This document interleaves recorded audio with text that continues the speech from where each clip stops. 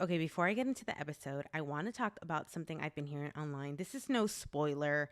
I'm not going to reveal who gets picked because I've seen many things online, unfortunately, on TikTok and stuff like that about who he picks. I don't know if it's true. That's just a name I'm seeing thrown around, but I'm not going to spoil that for anyone. I might talk about it at the end of the podcast, but I'll give like a fair warning. But there have been rumors that Maria, if she does not get picked by Joey, could be Bachelorette.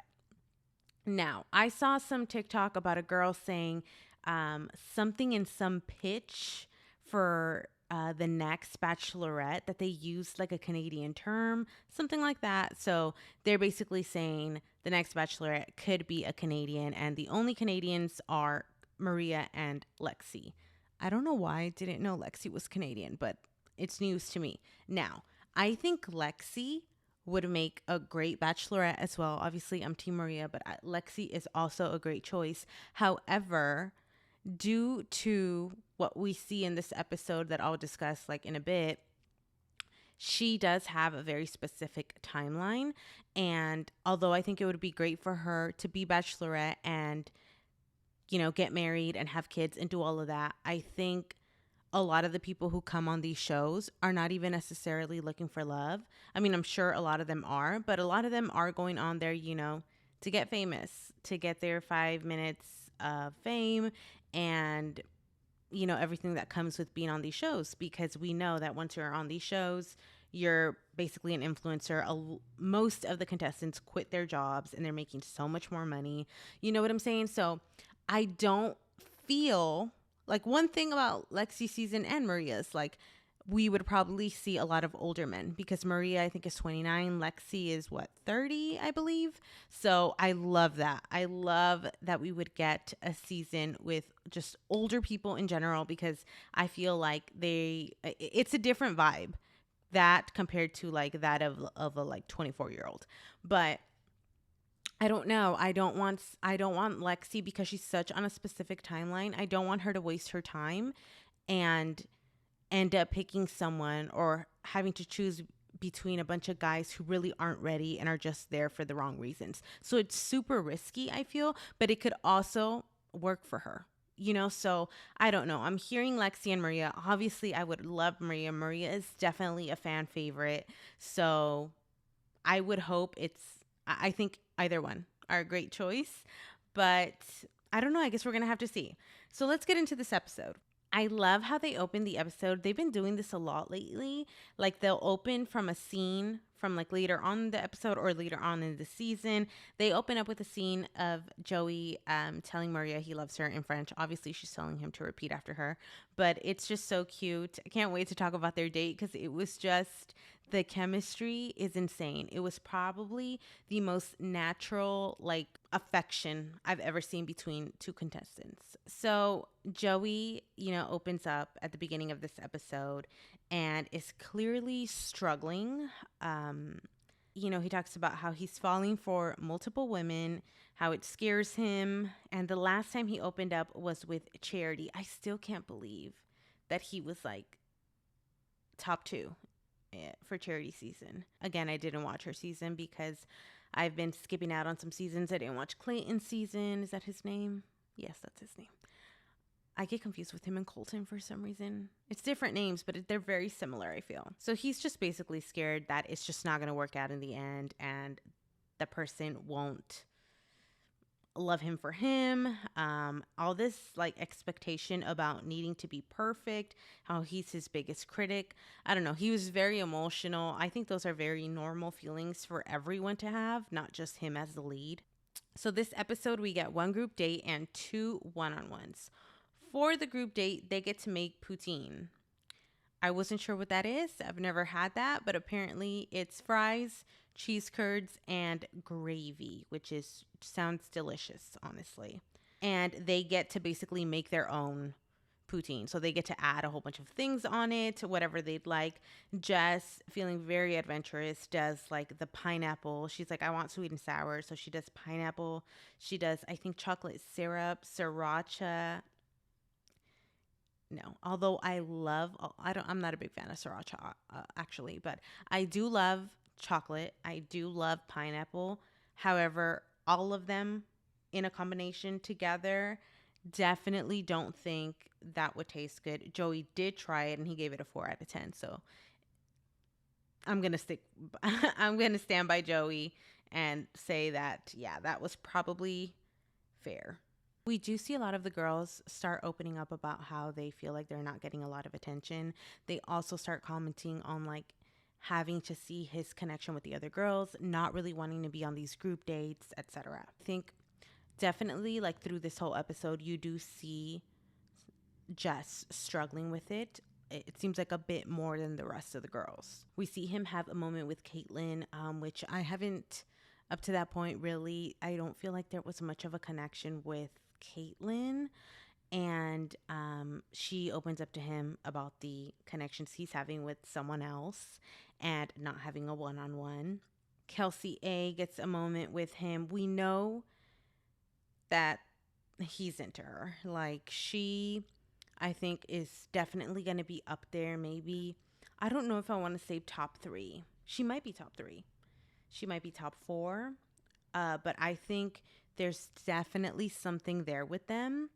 And again, just like the rest of the girls, they just keep opening up about how like it feels like we're in the background when we're on these group dates. And it's like, yeah, I think feelings are getting way more intense. So it's like, obviously you're going to be feeling that way. So Lexi has a really important conversation with him about like what his timeline is after, you know, getting engaged and having kids, marriage, the whole thing. So we know she's on a specific timeline due to her endometriosis. And I guess I misunderstood in the last episode.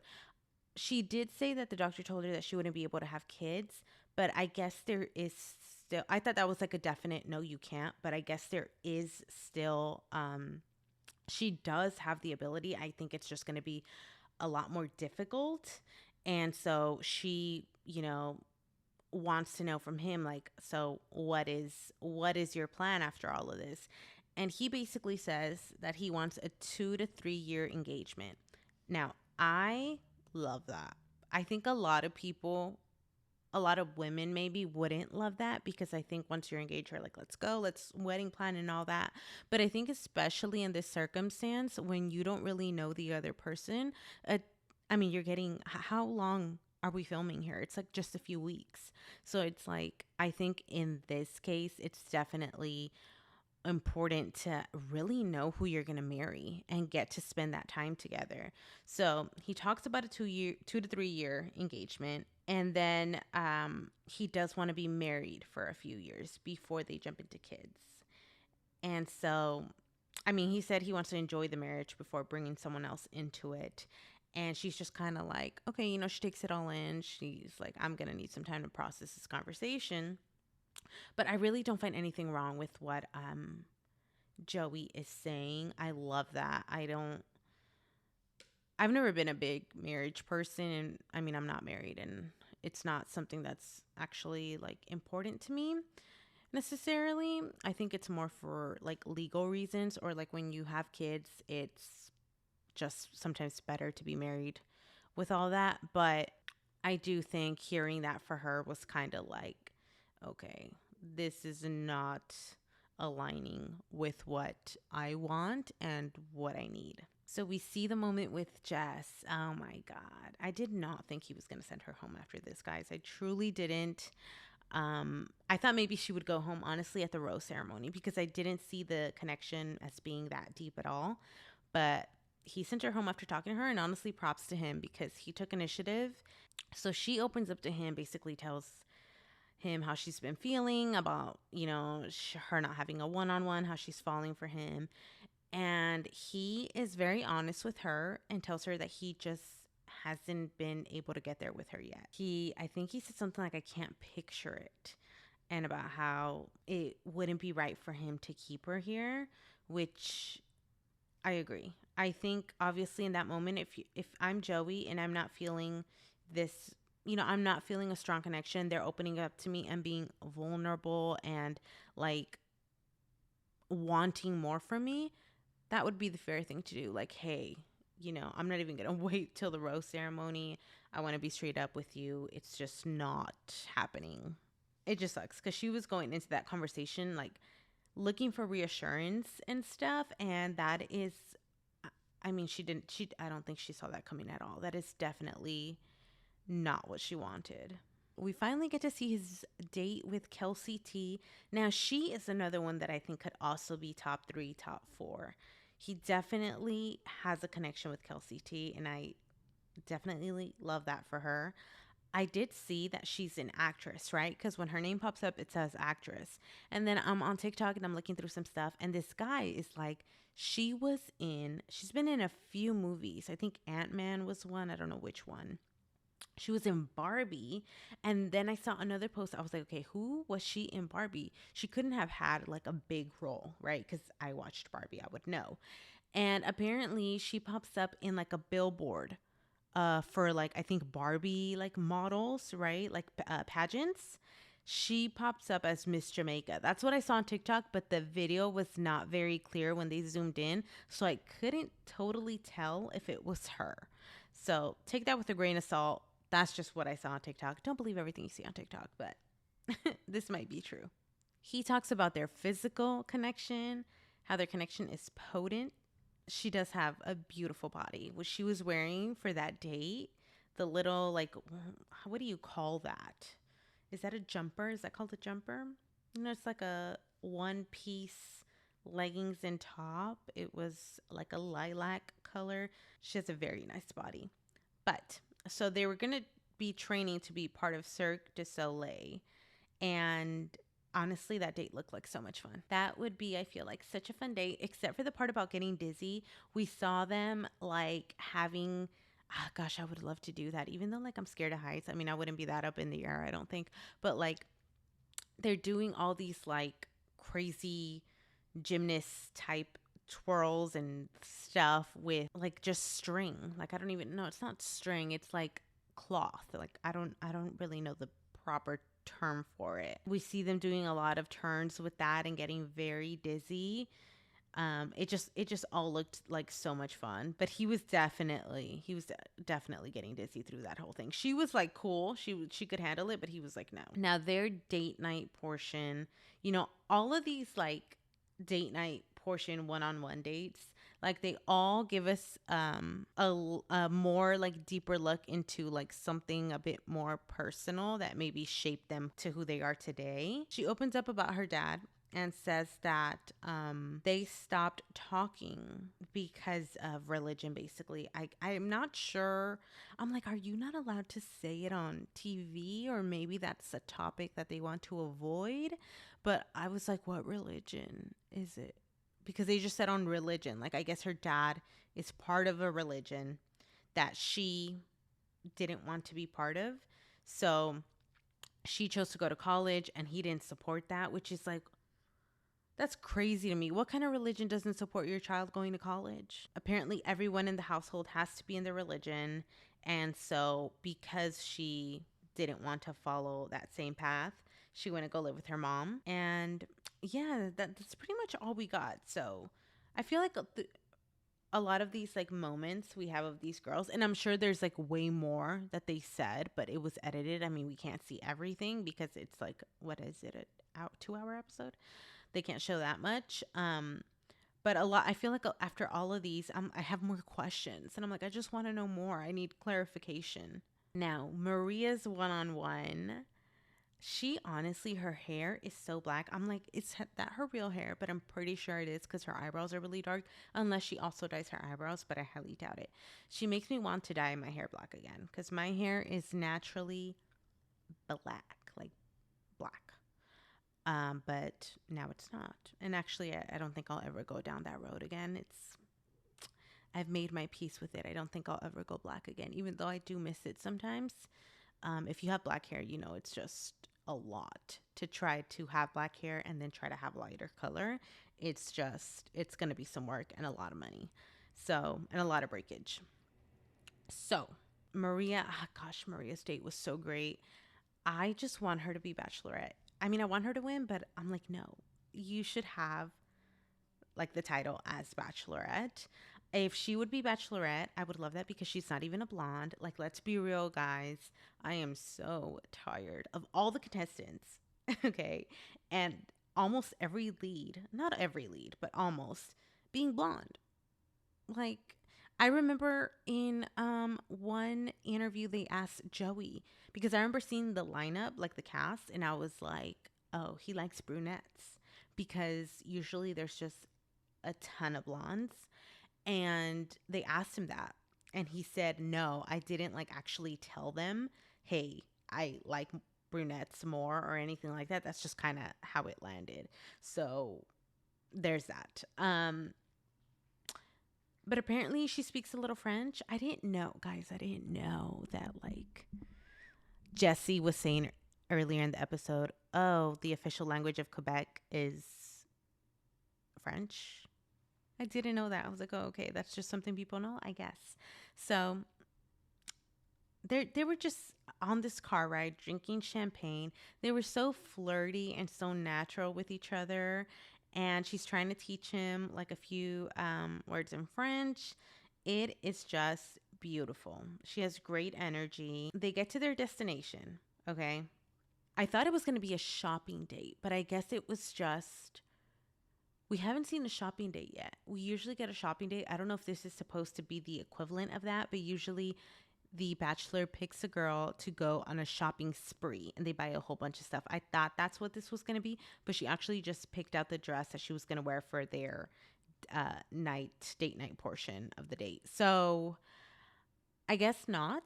But either way, usually the girl that gets chosen for the shopping spree doesn't go far. So as soon as I saw that, I was like, oh, you're jinxing it. Like, you can't do this to her. But it wasn't really a shopping spree date. It was just shopping for a gown. So, not the same thing. But I love that she got this date because she has great style, okay?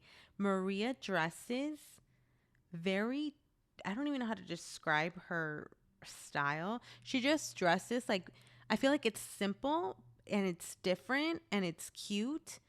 I don't know how to explain it, but I love it. And the dress that she picks, well, I guess he technically picked it because he said he liked it.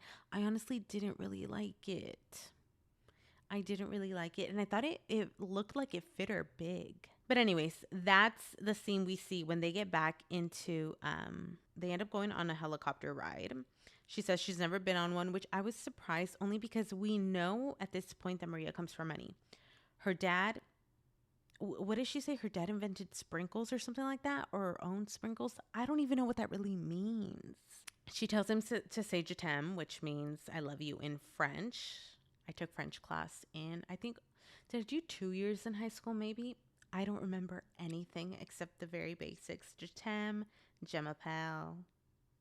that's really it. And she honestly, she has such a cute moment. She's in the confessional, or I'm not sure what you call it, but when you're talking to like the camera by yourself, and she starts like crying and talking about how great the day was. And we just love that for her. It's just so, she just seems so genuine. Like, I'm telling you, I can't even, that's why when all these girls were having issues with her, I'm like, what is going on? Now, their date night portion, also very adorable. She like opens up about how she wishes she was better at saying how she feels and how she thinks she's already falling for him. I think like everything she was saying was just things that he needed to hear.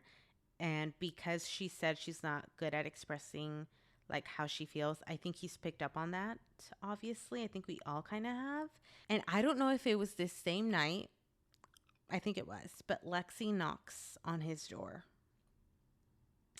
and basically talks about how she was reflecting on their earlier conversation. And basically, she just tells him she doesn't have the privilege to be waiting around and doing all of this because she has her health situation and she needs to follow, a different timeline.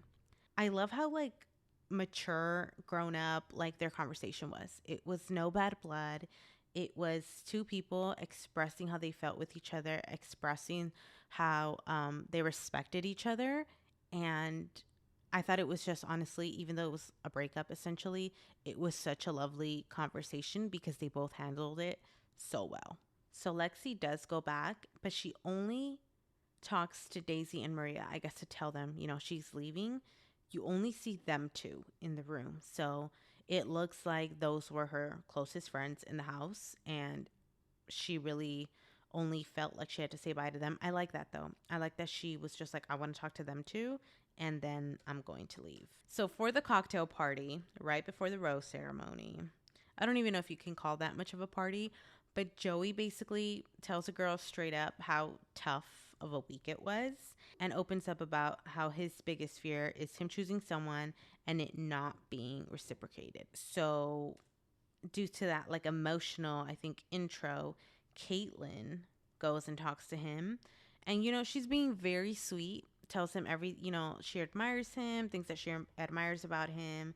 We do see her literally go home at the rose ceremony. So I just, again, it's like she wanted to take that initiative, but I feel like at this point it's too late. He already has way stronger connections and it's just not gonna work for him and Caitlin, but maybe we will see her on the beach. Okay, let's talk about Daisy. Daisy had a little moment with him and she kind of like scares him a bit because she's kind of like, this is a make or break for me. It sounds like she's about to say something wild.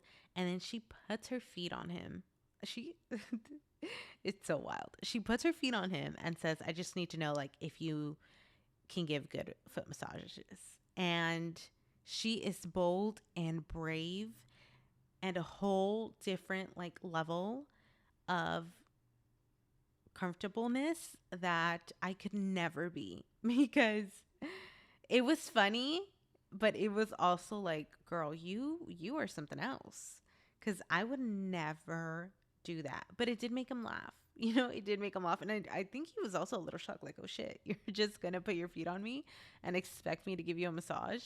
But he likes Daisy. We know he likes Daisy, so I'm sure he was like, all for it. But I just thought, like, okay, Daisy, you're a little out there. I did not know you had that much courage. So Rachel gets the last rose, and Caitlin and Leia go home.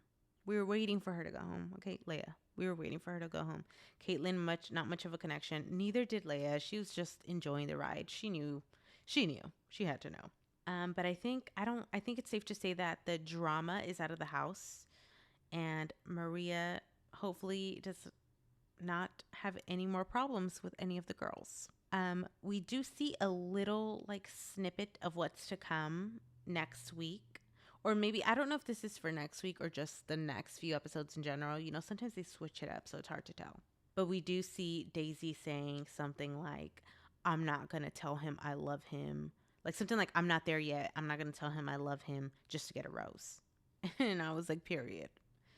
We know she likes him and he likes her, but why is she going to like sit there and say she's falling in love with someone if she's really not? Because it's not going to do her any justice. We see a little bit more panic come from Joey in these next episodes, again, with this whole like, am I being an idiot about to propose to someone that's like not going to say yes, essentially. And yeah, I think he's scared. I think he's scared that some of the girls might not be feeling the same way. But the way I see it, I think all the girls left have a pretty strong connection with him. So I think it's just, I don't know. There's a lot getting to him. Okay. So fair warning, guys. I'm about to talk about who I've heard is going to get picked as the winner. I was going to say Bachelorette. No, as the winner. Okay. Spoiler alert, fair warning. If you do not want to know, this is your time to exit. Okay. So I've seen on TikTok, because apparently now you can't get on TikTok without finding out, or like go through the comments without finding out information that you don't want to know. Now, I've been watching The Bachelor for years, okay?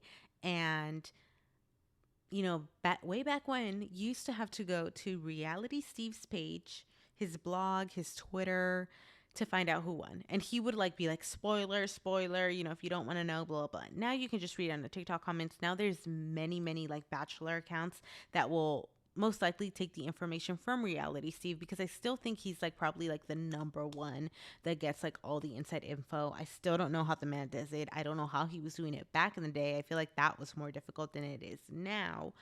But I saw in the comments, and I've seen a few now, that Daisy gets picked. Joey picks Daisy. It's just what I've seen. I don't know if it's true. I have not taken the initiative to go to. I think I could see it on Reality Steve's page if I went on there and did some digging. I don't want to do that. I'm gonna just take it for what it is. I'm gonna assume it's Daisy. Which it just makes me bummed for Maria. I mean, I want her to be the next Bachelorette, but based off on what we're seeing right now, like, I mean, we didn't even see much of Daisy in this episode, and maybe it's because they don't want to give it away too much. But like, even on the first episode, people were like, they gave it away with Daisy. Like, as soon as she walked out of the limo, the music that they put in for her, etc., etc. So I don't really know, but it just breaks my heart for Maria, because she is clearly very much into him, and he seems like he's the most into her out of all the girls. But I also see it with Daisy. I do. But we haven't seen that many moments with Daisy. Maybe that's on purpose. Maybe they've had more moments and they just are not showing us. I don't know. I don't know, guys. But that is who people are saying that he picks. And we'll see. We'll see if that's true or not. It's just a shame that I wish I knew how people do it to know. How does Reality Steve know who's going to get picked? Maybe he has like, I don't know. I don't know. But that is all for this episode recap. Again, if you liked this video, give my video a like and subscribe to my channel. This is probably the first season of The Bachelor that I'm actually like keeping up with these recaps. They're a little late. Again, I'm recording this on a Thursday night. Bachelor aired on Monday, but I got two jobs, guys. I got two jobs, and I like to do this as like a little hobby. So there's that. But yeah, subscribe, like my video. Thank you so much for watching, and I'll be back next week. Bye.